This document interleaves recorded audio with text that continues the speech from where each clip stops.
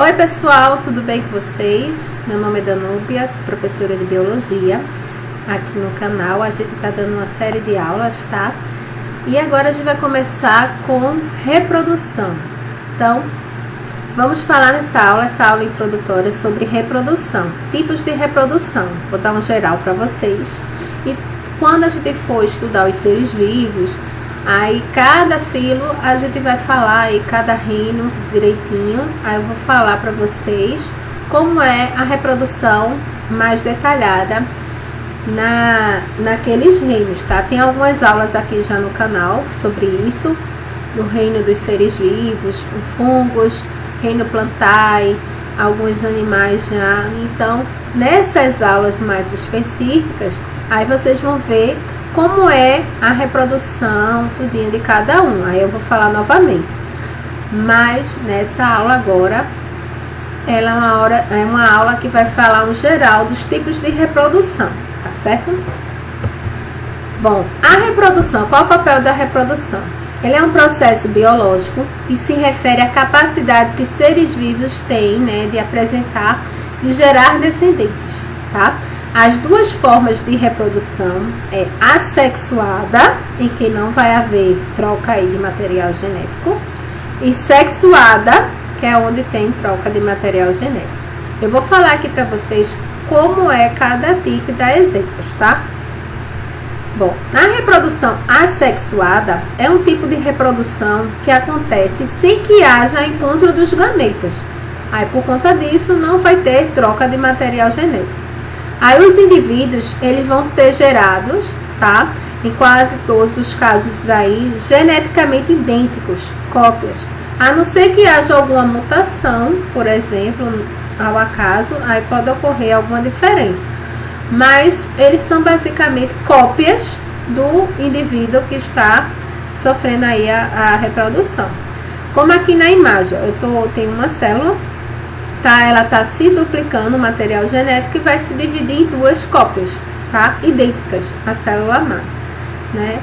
Então, esses indivíduos são praticamente cópias daquele que originou, tá?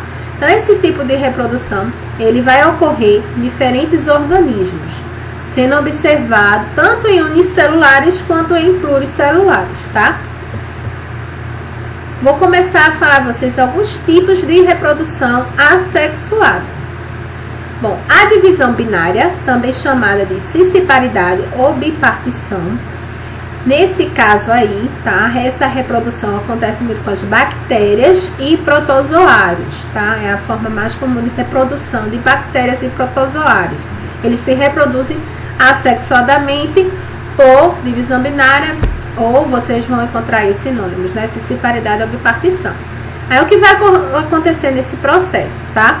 O organismo, tá? Progenitor, né? O que vai dar origem, ele vai duplicar o seu material genético, né? As suas estruturas aqui, e vai se dividir ao meio, tá?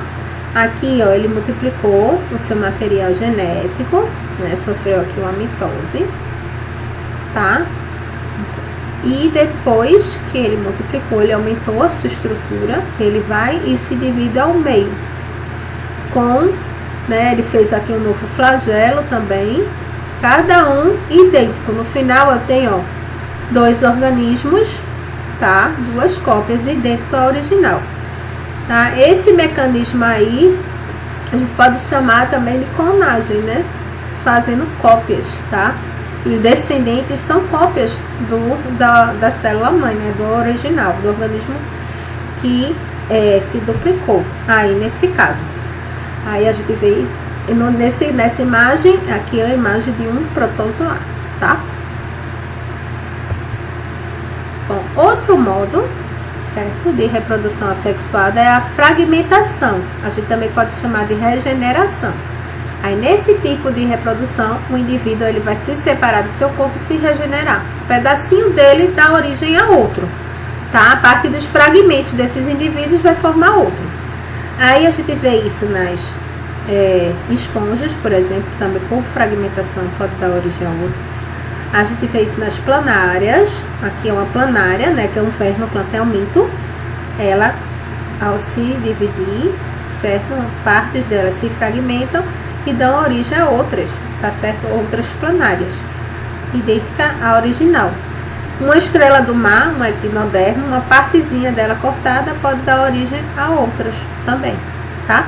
Então, fragmentação, regeneração, tá? Mesma coisa. Esporulação. Trata-se da origem de novos seres vivos, iniciada por células reprodutivas criadas em órgãos reprodutores chamados esporângios, tá? Que vão formar os esporos. Essas células vão formar esporos que vão germinar e vão formar descendente quando estão em condições favoráveis. Então, aqui eu tenho um esporângio, tá? Que no caso é um fungo que vai formar esporos. Esses esporos aqui, quando encontrar a condição adequada, no caso aí dos fungos, né? Umidade, ele vai se desenvolver, certo? O bolor, o fungo do pão é assim, tá bom? A gente observa isso não só com fungos, tá? Algumas plantas também se observa, tá? Algas e fungos, tá? Brotamento ocorre pela formação de brotos que vão se separar dos indivíduos progenitores e desenvolvem via independente, tá? Então, vai surgir aqui um pequeno brotinho, tá? Esse brotinho depois se solta e dá origem a outro. É uma parte no caso aqui é uma esponja, tanto esse quanto esse, uma esponja que surgiu, certo? É uma expansão dela que vai se soltar e vai dar origem a outro idêntico.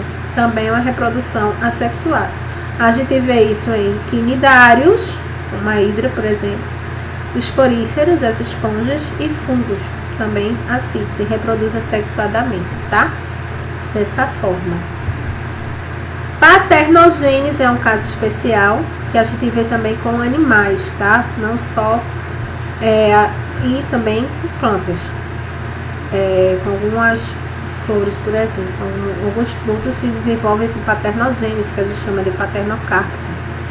Então, há o desenvolvimento do gameta feminino, no qual um novo ser vai se originar sem ser fertilizado. Então, vai ter os óvulos, tá? A fêmea, ela coloca os óvulos aqui, no caso das abelhas. A rainha, ela põe os óvulos. O óvulo fecundado pelo zangão, ele vai dar origem, né, às operárias ou à rainha. O óvulo que vai se desenvolver sozinho, sem ser fecundado, ele vai dar origem ao zangão. Então, isso é uma reprodução assexuada, paternogênese, tá? Essa daqui, no caso, esse óvulo que se desenvolveu sozinho é que é a reprodução assexuada. É assim que se forma o zangão, tá? E como eu falei, também tem frutos assim. A banana, por exemplo, ela é um fruto paternocárpico em que o óvulo não foi fecundado, tá? O óvulo da planta. Outra que a gente eu acho que muitas pessoas já fizeram, né? Se vocês não fizeram ainda, alguém que vocês conhecem já pode ter feito, que é a propagação vegetativa. O que se trata é isso? É quando a gente pega, por exemplo, um galinho de uma planta que a gente gostou, de uma roseira, de alguma outra planta, e a gente leva esse galinho, através do galinho dessa planta, a gente planta ele no vasinho e ele se desenvolve. Ele vai ser nada mais do que uma cópia da planta original, tá? Aí, nesse caso, aí, estruturas vegetativas como raiz, caule e folha são capazes de gerar uma nova planta. Isso se faz muito em plantações de cana e açúcar também, mandioca, tá? E a gente também, né, nos nossos jardins. Bom, gente, esses exemplos que eu falei de reprodução assexuada, a gente vai rever também na medida que a gente for estudando os outros seres vivos, né? As plantas, a reprodução das plantas, dos fungos, dos animais. Aí a gente vai vendo, né, das bactérias. Quando for estudando vocês foram vendo essas aulas, algumas já tem aqui no canal. Aí vocês vão poder observar mais detalhado esse tipo de reprodução, tá? Reprodução sexuada. A reprodução sexuada, ela vai ocorrer com a união de gametas, tá? A união dos gametas masculinos e femininos. A esse tipo de reprodução a gente vê principalmente os animais, plantas, algas e fungos. Os gametas são células sexuais especializadas que vão carregar características genéticas, né, que vão passar para os descendentes, tá? No homem, nos animais, a gente tem aí os gametas são espermatozoide e óvulo, né, que a gente dá um nome, tá? Então, esse processo a gente chama, no qual os gametas se unem, tá? A gente chama de fecundação ou fertilização, tá? Porque os gametas, eles são haploides, quer dizer que eles carregam uma única carga genética e um único cromossomo de uma espécie. Aí eles vão se fundir, vão formar o zigoto e vão se tornar diploides.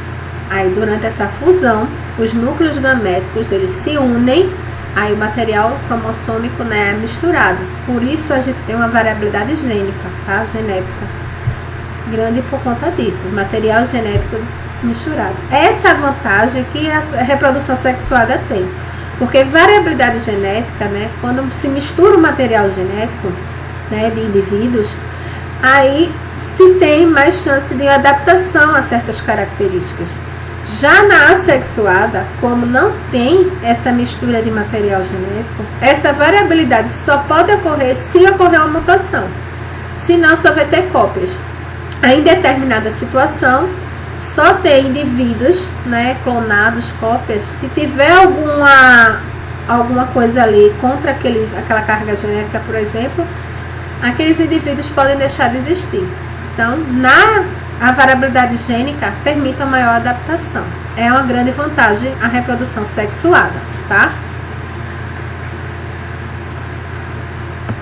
Bom, para a gente tratar aí da reprodução sexuada, vocês têm que entender que existem dois tipos os tipos de organismos e também os tipos de fecundação, tá? Então, a gente tem organismos dioicos, que são aqueles que apresentam sexos separados, tá? A gente vai ter o macho e a fêmea, como tá aqui na imagem. Eu tenho uma florzinha com órgãos só femininos e aqui só masculinos. E vamos também ter organismos monóicos ou hermafroditas, que vão possuir os dois sexos, tá? Como é o caso dessa flor aqui. Ela tem tanto a estrutura masculina quanto a feminina. Então, dioicos são estrutura macho e fêmea separado, tá? E monóicos são os hermafroditas, né? Eles têm os dois órgãos, tá?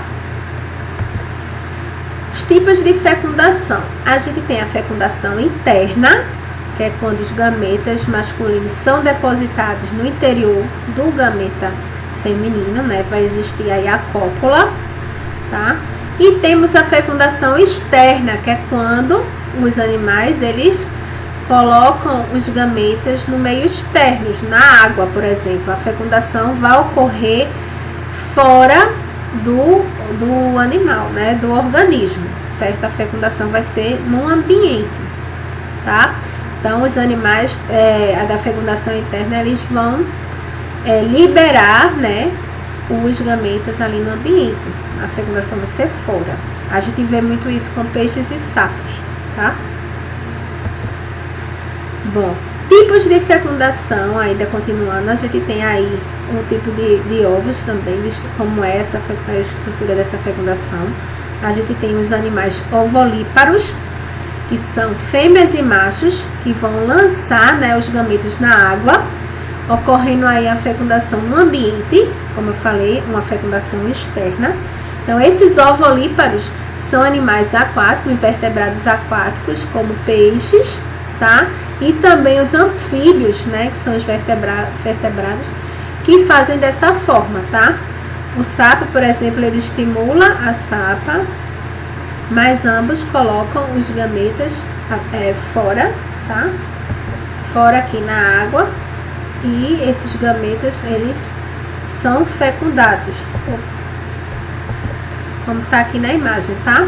O gameta, gente, ele coloca o sapo aqui, estimula a sapa e coloca os ovos aqui, aí eles se encontram na água, tá? O peixe a mesma forma. Então, a fecundação é externa, os ovolíparos.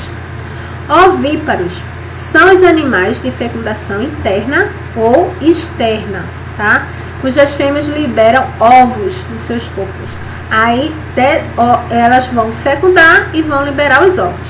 Então, dessa forma, os embriões se desenvolvem no meio externo, tá?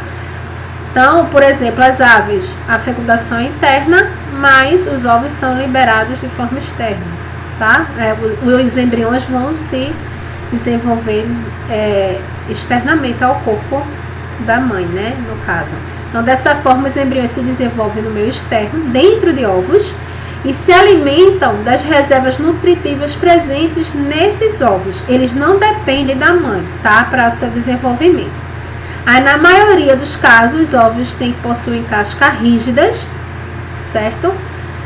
Para poder suportar aí, né? Tem mais resistência aí no ambiente externo.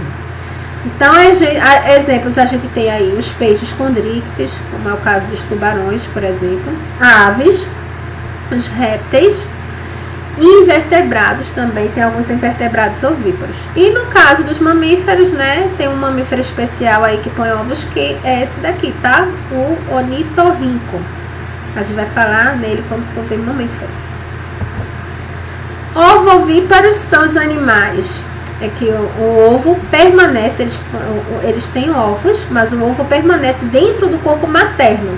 Ele tem uma proteção, ele não fica no ambiente externo. Ele vai ficar, o seu desenvolvimento, né, até o fim, o ovo está dentro do ambiente materno, tá bom?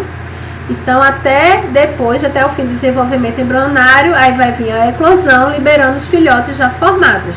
Então, nesse também aí, o ovo é que vai ter os nutrientes para o embrião.